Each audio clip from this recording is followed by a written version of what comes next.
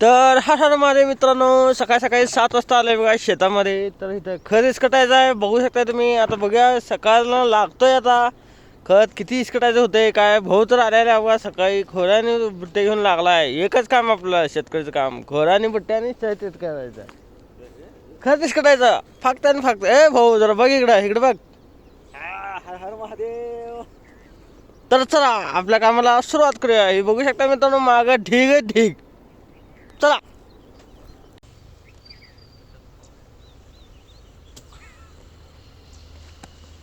टाकायचं रे. कितनं टाकूया इकडं टाक काय. श्री गणेश आहे नमः. हर हर महादेव.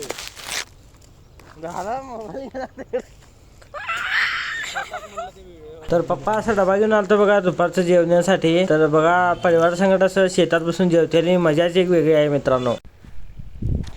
तर बघू शकता मित्रांनो बघा दुपारचे 1 वाजलेला आहे. 1 वाजेपर्यंत असं राहणार सगळं शेतामध्ये असं खत इसकटलेलं आहे. तर बघून घ्या मित्रांनो. आणि अजून हे इकडचं जे आहे ते इसकटायचं आहे बघा.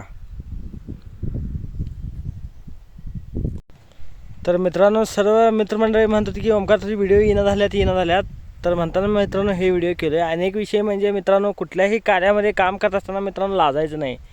तर तुम्ही म्हणता असतील ओमकारची खत टाकायला. तर मित्रांनो खत टाकायला सुद्धा किंवा कुठलेही काम असू दे, काम करताना मित्रांनो त्याच कार्यामध्ये काम असं करायचं की हे कायम तेच काम करत असेल असं. तर मित्रांनो बघू शकता आम्ही खत टाकलेलं आहे.